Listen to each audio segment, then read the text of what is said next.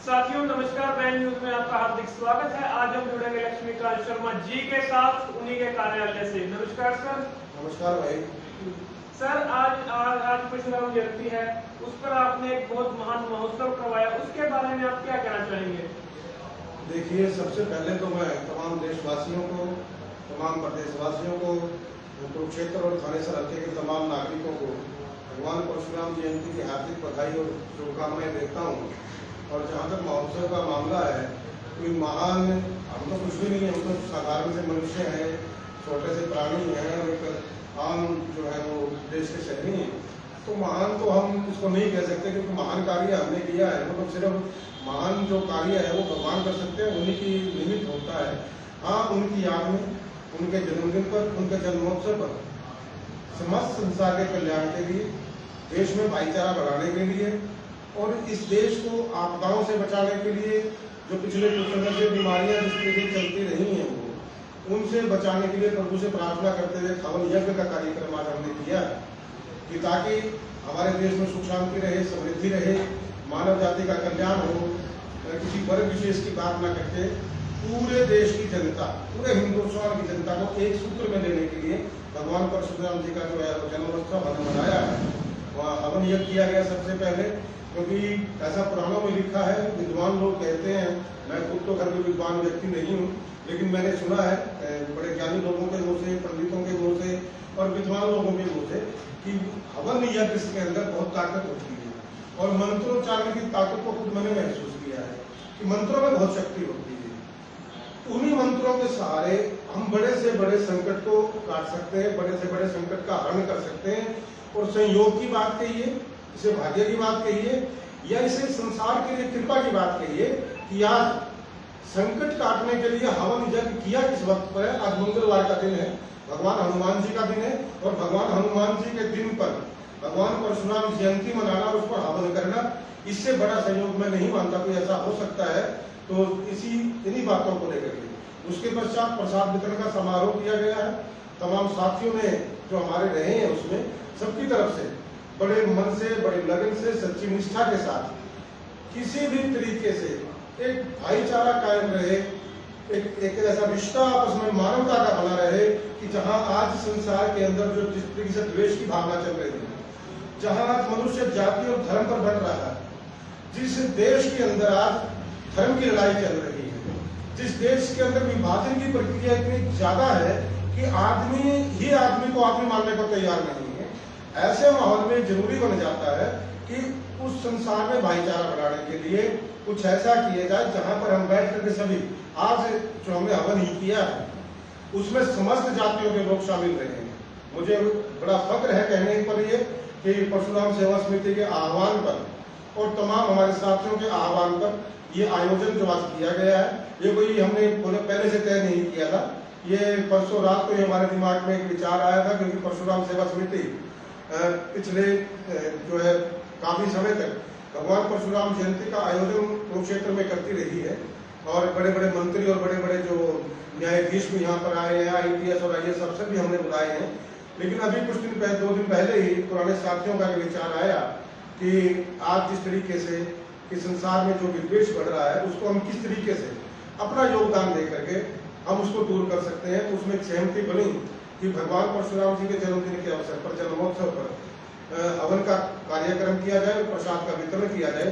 तो उसमें सबसे बड़ी बात हमने यही रखी कि भगवान परशुराम जी के बारे में भ्रांति संसार में फैलाई गई है कि भगवान परशुराम जी सिर्फ ब्राह्मणों के ऋषि थे, भगवान थे, और उन्होंने क्षत्रियों का विनाश किया था। मैं आपके कैमरे के माध्यम से, आपके इस चैनल के माध्यम से आम जनता को, किसकी सोच है मुझे पता नहीं, पर मेरी सोच जो मुझे कहती है, जो मेरी संस्था की सोच कहती है, जो मेरे समाज की सोच कहती है, वो इतना कहती है कि भगवान किसी जाति विशेष का नहीं होता, ऋषि महर्षि किसी जाति विशेष की नहीं होते, चाहे वो ऋषि वाल्मीकि रहे, चाहे वो रविदास रहे, चाहे वो गुरु नानक देव जी रहे, कोई भी संत रहा, कोई भी महापुरुष रहा है, वो तमाम जाति का, एक जाति का ना होकर के पूरे मनुष्य वर्ग का, मनुष्य जाति का जो आराध्य होता है, माननीय होता है। ठीक उसी प्रकार से भगवान परशुराम जी के बारे में एक भ्रांति जब हम छोटे थे हम भी सुनते आए हैं, तब हमें भी ज्ञान नहीं था इस बात का, बचपन से सुनते थे कि भगवान परशुराम ने 21 बार क्षत्रियों से विहीन जो है वो पृथ्वी को किया था। मेरी लाइन थोड़ा उससे हट करके, और मैंने इस पर एक किताब भी बहुत पहले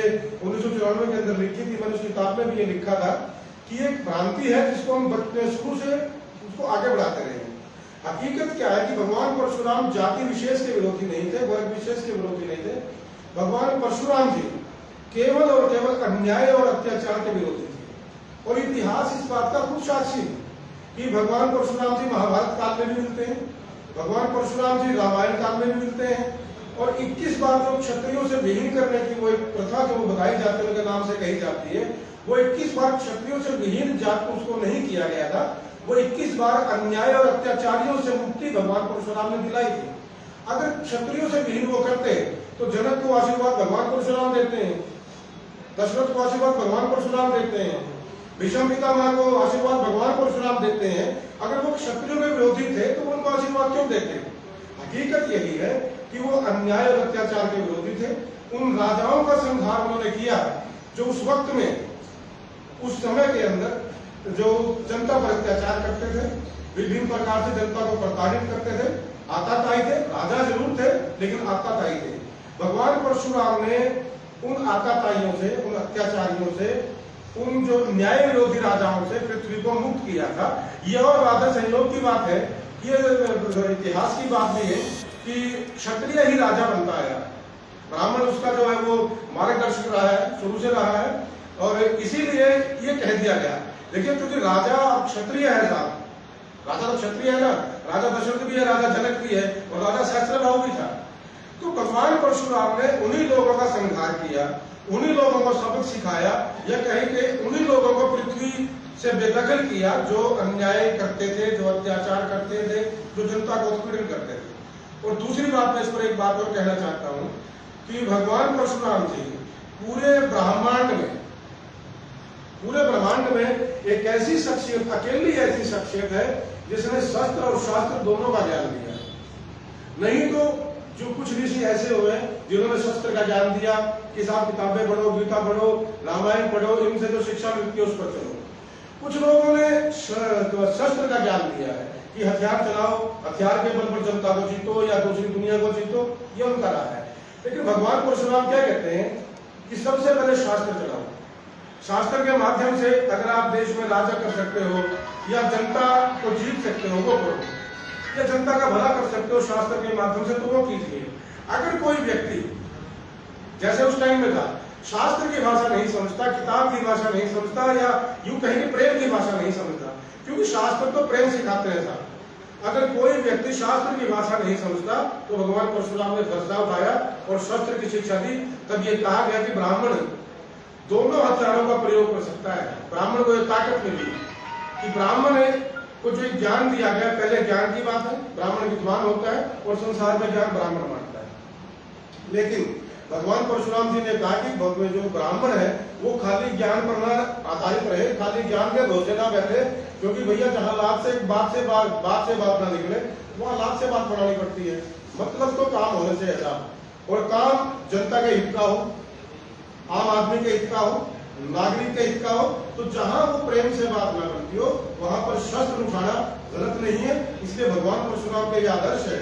और आज इस अवसर पर मैं तमाम देशवासियों को और प्रदेशवासियों को शुभकामनाएं बधाई देने के साथ साथ ये अनुरोध भी करना चाहूंगा कि अन्याय और अत्याचार का विरोध केवल चुनिंदा लोगों के हाथ में नहीं है। अन्याय और अत्याचार का विरोध करने के लिए जरूरी नहीं कि लक्ष्मीकांत शर्मा आएगा, सत्यनारायण शर्मा आएगा या तो राय साहब शर्मा उतरेगा, ऐसा जरूरी नहीं है। न्याय का विरोध कोई भी व्यक्ति कर सकता है, अन्याय के खिलाफ कोई भी आदमी जा सकता है, अत्याचार के खिलाफ कोई भी आदमी लड़ाई लड़ सकता है। और ये सबके लिए जरूरी है। ये जरूरी नहीं कि किसी व्यक्ति विशेष की ड्यूटी लगा दी या फिर कोई राजा बना दिया सिर्फ वही लड़ाई लड़ेगा, ऐसा कुछ नहीं है। जहां पर अत्याचार होता नजर आए, जहां पर अन्याय होता नजर आए, वहां पर हर आदमी का कर्तव्य बनता है पहले बात से यानी प्रेम से। और अगर भाई उससे बात ना बने तो फिर भगवान परशुराम का दूसरा हथियार है फरसा, उसको उठाए, उस पर चलाए और उस तरीके से समाज की जो व्यवस्था है उसको कंट्रोल करने के लिए कोई भी कदम जिस तरीके से उठाए वो भगवान परशुराम का संदेश है। और आज के संदर्भ में, क्योंकि आज देश के हालात कमोबेश वही हालात हैं जो भगवान परशुराम के समय में हुआ करते थे। उस वक्त भगवान परशुराम तो हर काल में मिलते हैं, आज भी भगवान परशुराम है। वो कहीं ना कहीं आपके अंदर भगवान परशुराम है, कहीं ना कहीं सुरेंद्र के अंदर है, कहीं ना कहीं भगवान परशुराम जी वंशी के अंदर है, वो सबके अंदर विद्यमान है। हमें खुद परशुराम बनना पड़ेगा, हमें खुद परशुराम का दर्शन को लेकर के आगे बढ़ना पड़ेगा। जहाँ अन्याय होगा, जहाँ अत्याचार होगा और जहाँ समाज को तोड़ने वाली ताकतें आगे आएंगी, उन समाज द्रोही ताकतों को, समाज को तोड़ने वाली ताकतों को सबक सिखाने के लिए हमें खुद आगे आना होगा और हर व्यक्ति को भगवान परशुराम के आदर्शों पर चलते हुए समाज के निर्माण में और जो ये आज की जो हालात है, ये द्वेष की भावना जो आज लोगों में फैली है, जाति धर्म का जो नफरत का जो जहर आज लोगों में है, और जिसको आज हमने तोड़ने का पहला प्रयास किया है कि आज भगवान परशुराम की जयंती केवल ब्राह्मण समुदाय तक सीमित न रखकर आज जो सभी समुदाय के साथी आए हैं वहां पर ताज पैलेस में भगवान परशुराम जयंती का कार्यक्रम हुआ है। तमाम साथियों की तरफ से हवन यज्ञ का और सम्मान समारोह हुआ है। उस समारोह के अंदर तमाम जातियों के, तमाम धर्मों के, उसमें सिख भाई भी आए हैं, उसमें दूसरी जात भाई भी आए हैं, राजपूत भाई भी आए, हर बिरादरी के दलित साथी भी उसमें शामिल हुए। हर जाति के साथी ने बढ़ करके हिस्सा लिया है और ये शुरुआत है, ये सिर्फ शुरुआत है। इसको आगे लेकर के जाएंगे, इसको अंजाम तक लेकर के जाएंगे और इस समाज के निर्माण में, इस समाज को अन्याय और अत्याचार से निजात दिलाने के लिए जहां तक संभव हो सकेगा, मैं खुद, मेरे तमाम साथी, मेरे भाई राय साहब जी, भाई सत्यनारायण जी, सुरेंद्र जी, वत्स जी, अशोक जी, तमाम साथी, परशुराम सेवा समिति के, चाहे वो गजेंद्र शर्मा रहे, रुपेश गौड़ जी रहे, वो प्यारेलाल जी रहे, सुभाष शर्मा जी रहे, वो रमेश जी रहे, वो तमाम साथी जो आज उस कार्यक्रम में थे, जिन्होंने इस प्रोग्राम का बीड़ा उठाया था, वो तमाम साथी इस मुहिम में अब लग गए हैं और अब ये रुकने वाले नहीं है साहब, क्योंकि हमें पता है कि चल पड़ा है काफिला ले नाम परशुराम का, चल पड़ा है काफिला ले नाम परशुराम का।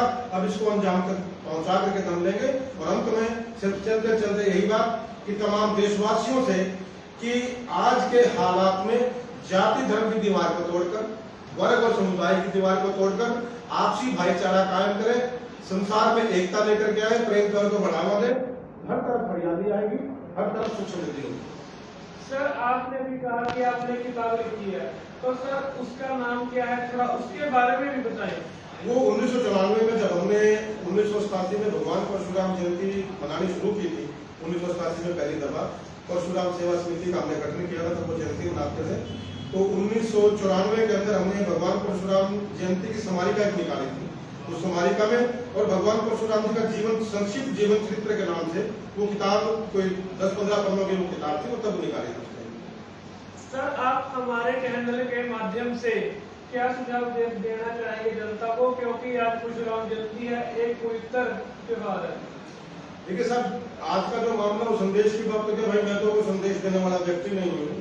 संदेश देना तो संत महात्माओं का, पंडितों का, विद्वान लोगों का काम है। मैं तो मतलब सीधा सा साधारण आदमी हूँ, जिम्मेदार परिवार से आता हूँ भाई, मतलब मुझे संदेश का पता भी नहीं, ज्ञान भी मुझे खुद भी नहीं है, तो दूसरे को क्या ज्ञान दूंगा। लेकिन एक विनती मैं जरूर इस देश की जनता से, आपका चैनल है और ये भगवान की दया से पूरे भारत में देखा जाता है, मैं सिर्फ एक विनती जरूर करना चाहूंगा कि नफरत का जहर फैलाने के लिए आज एक माहौल तैयार किया गया है। नफरत का जहर जाति धर्म के नाम पर फैलाया जा रहा है, नफरत का जहर संप्रदाय के नाम पर फैलाया जा रहा है।